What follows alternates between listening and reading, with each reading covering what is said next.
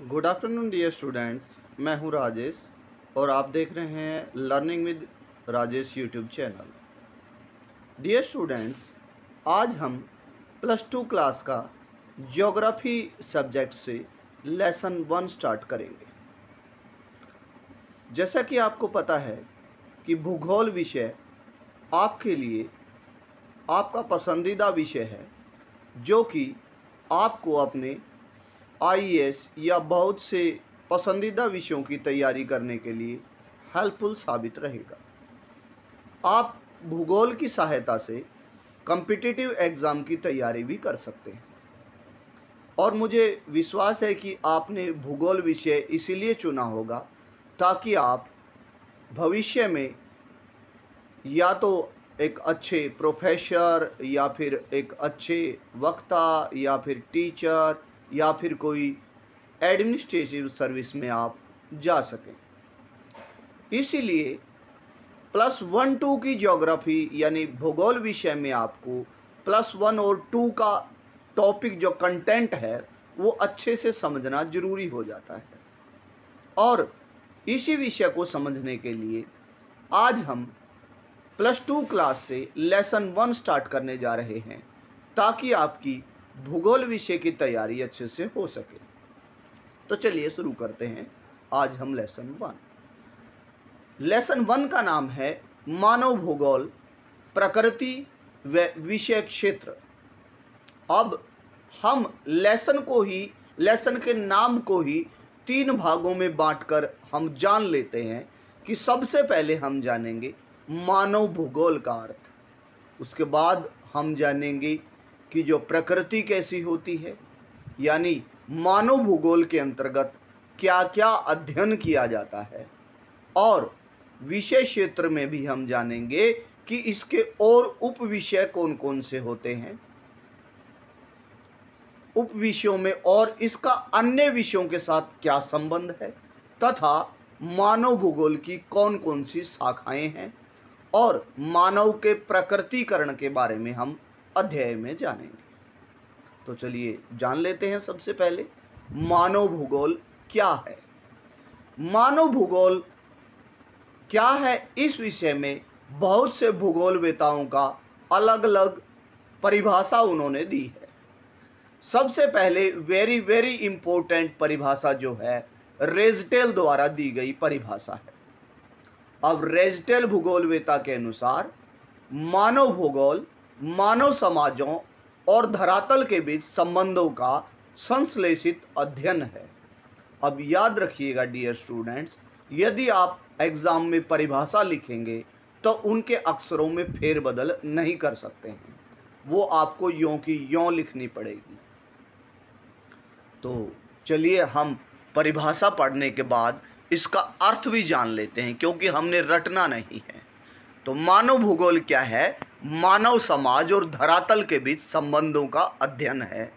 यानी हम मानव और ये धरातल का पर जो भी चीज़ें हैं, चाहे वो सड़क, भवन, पुल, रेलवे लाइन, पहाड़, पठार, धरातल में समतल मैदान, धरातल पर सब कुछ क्रियाएं, जितनी भी चीज़ें आप देख रहे हैं, जितनी भी भौतिक चीज़ें आप देख रहे हैं, उनका मानव के साथ संबंध क्या है, अर्थात मानव ने उन्हें कैसे विकसित किया है तथा उन चीज़ों ने मानव को कैसे प्रभावित किया है, इन सभी चीज़ों का अध्ययन किस में किया जाता है? मानव भूगोल में किया जाता है।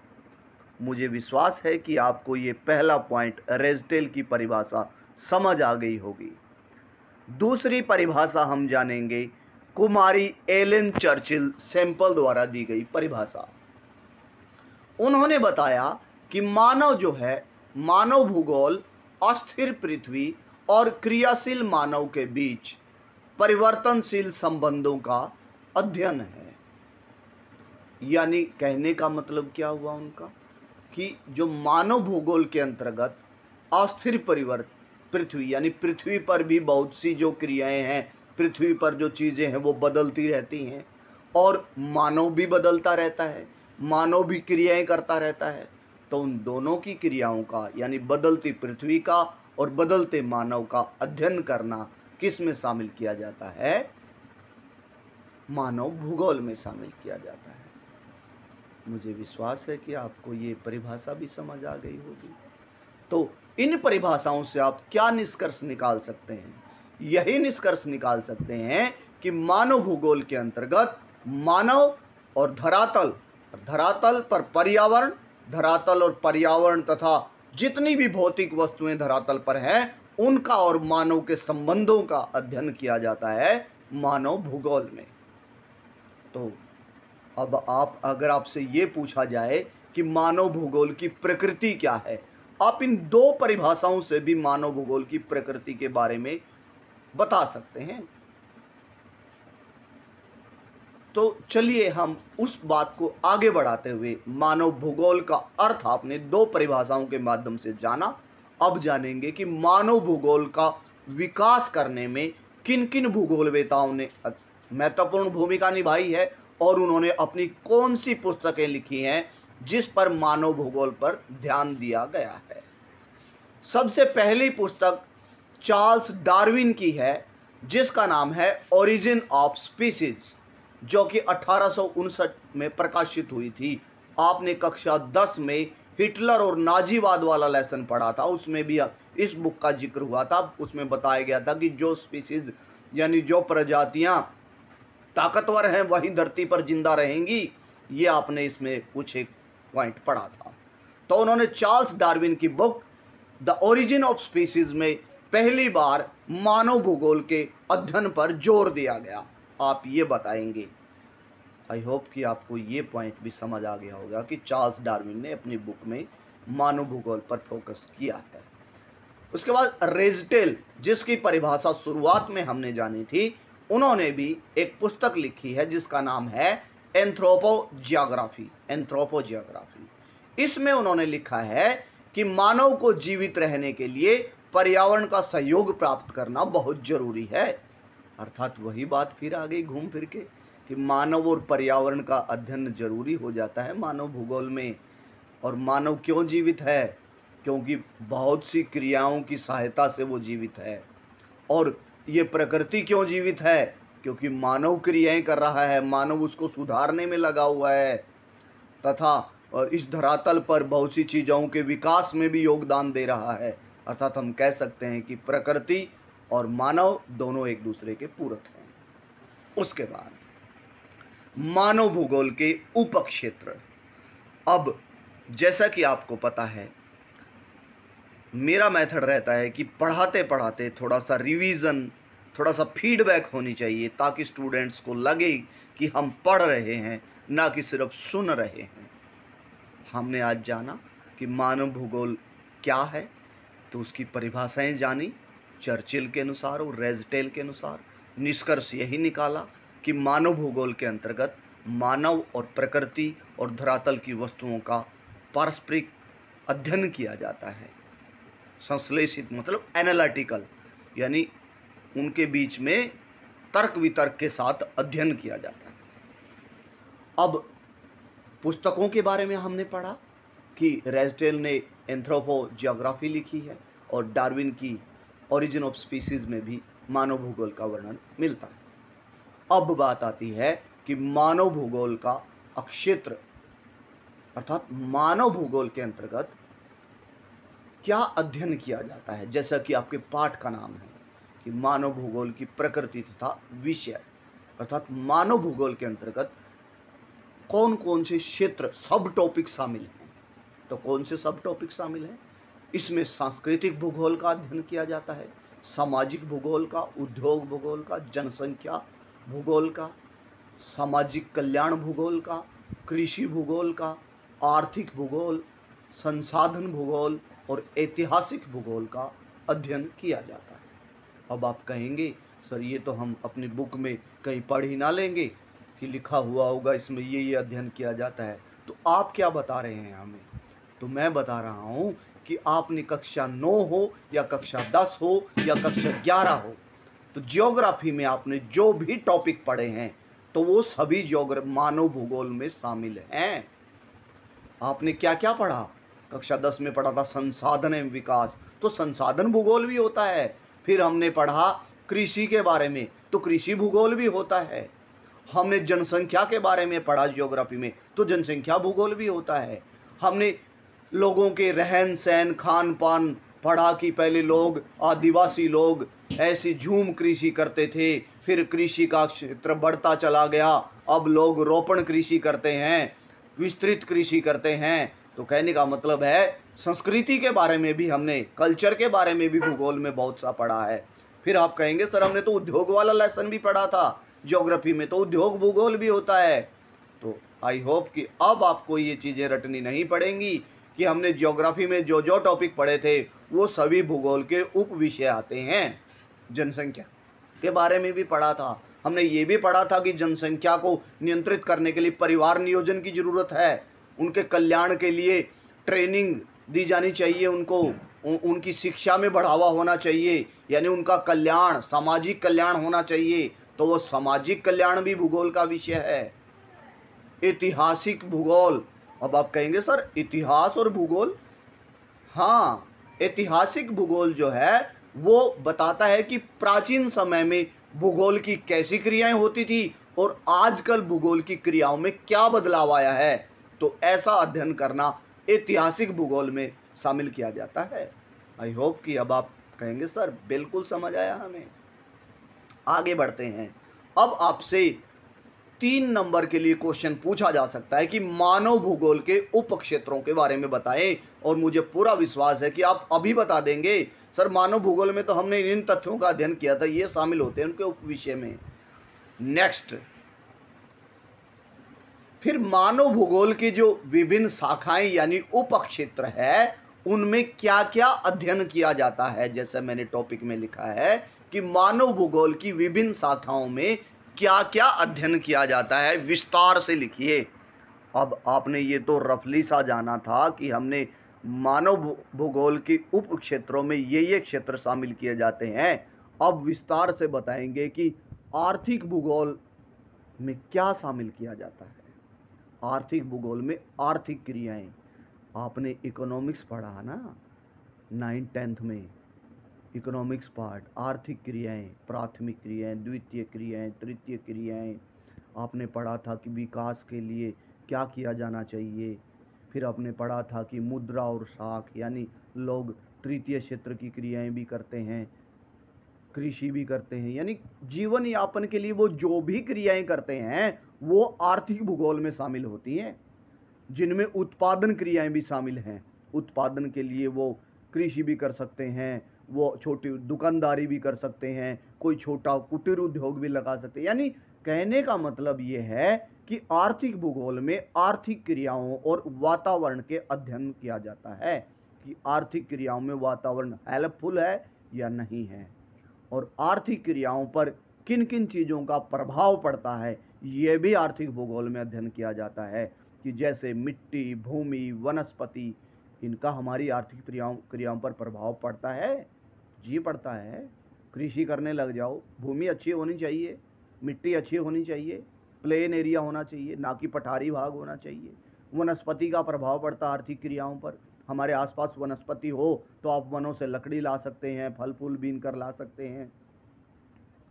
तो आप समझ गए होंगे कि आर्थिक भूगोल में क्या अध्ययन किया जाता है, बिल्कुल समझ गए होंगे।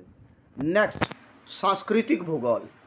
सांस्कृतिक भूगोल में हम मानव के संस्कृति यानी उसकी कल्चर का अध्ययन किया जाता है कि कल्चर में आप जानते हैं पहनावा, वेशभूषा, भाषा, रहन सहन, भोजन, धर्म, इन चीज़ों का अध्ययन सांस्कृतिक भूगोल में किया जाता है। और इनके विकास का अध्ययन किया जाता है कि मानव के आवास पहले कैसे होते थे, अब कैसे हैं, पहनावा पहले कैसा, अब कैसा, यानी उनके विकास का अध्ययन भी किया जाता है मानव भूगोल की इस शाखा सांस्कृतिक भूगोल में। नेक्स्ट जानेंगे ऐतिहासिक भूगोल। जैसा कि मैंने पहले आपको बताया कि ऐतिहासिक घटनाएं, लेकिन ऐतिहासिक घटनाओं का भूगोल पर क्या प्रभाव पड़ा, ये अध्ययन किया जाता है ऐतिहासिक भूगोल में। जैसे कि पहले और अब के भौगोलिक परिवर्तन क्या हो गया है। उदाहरण दूं मैं आपको कि मान लीजिए पहले की क्रियाएं, प्राथमिक क्रियाएं ज़्यादा होती थी, अब कौन सी क्रियाओं पर ज़्यादा जोर देने लगे हैं हम, तृतीय क्रियाओं पर, यानी लोग नौकरी करना, सेवाएं देना ज़्यादा पसंद करते हैं।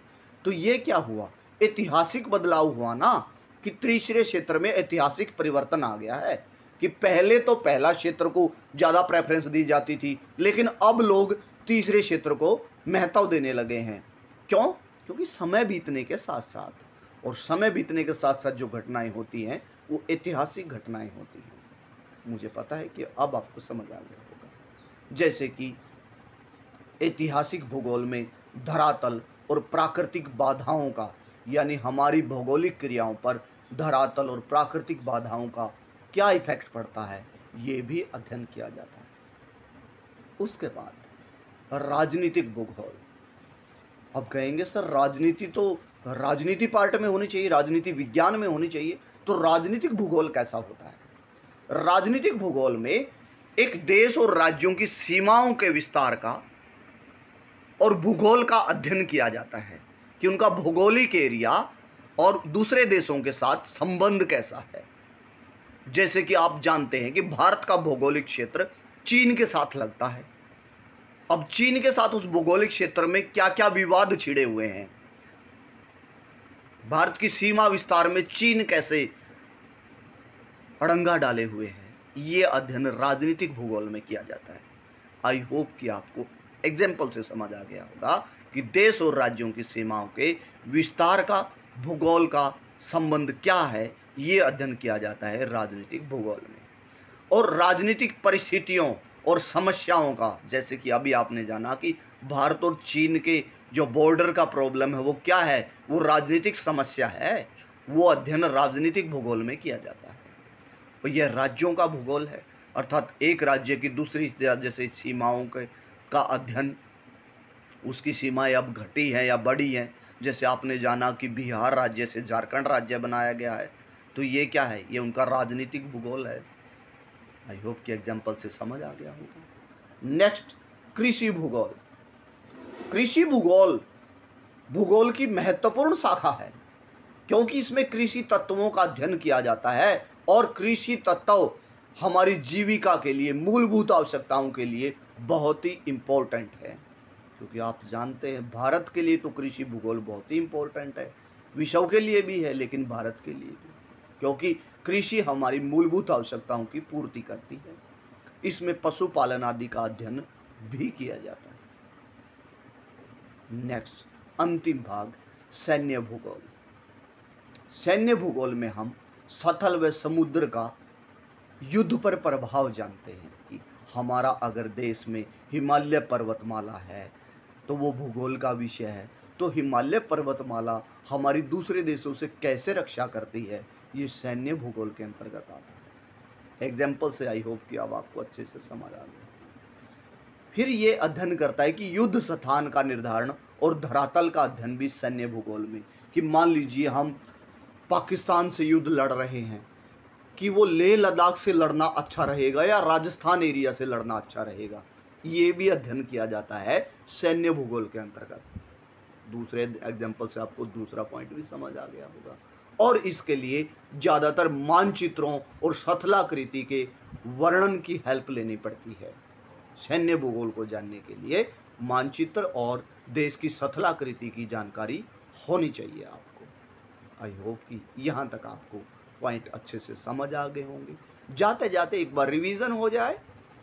आपने क्या पढ़ा, मानव भूगोल क्या है, रेस्टेल और चर्चिल की परिभाषा आपने जानी, फिर जाना कि कौन सी किताबें लिखी गई हैं मानव भूगोल के बारे में, फिर आपने जाना कि मानव भूगोल के अंतर्गत क्या क्या अध्ययन, कौन से क्षेत्रों का अध्ययन किया जाता है, यानी उसके सब टॉपिक कौन कौन से हैं, फिर आपने जाना कि सब टॉपिक में क्या क्या शामिल है।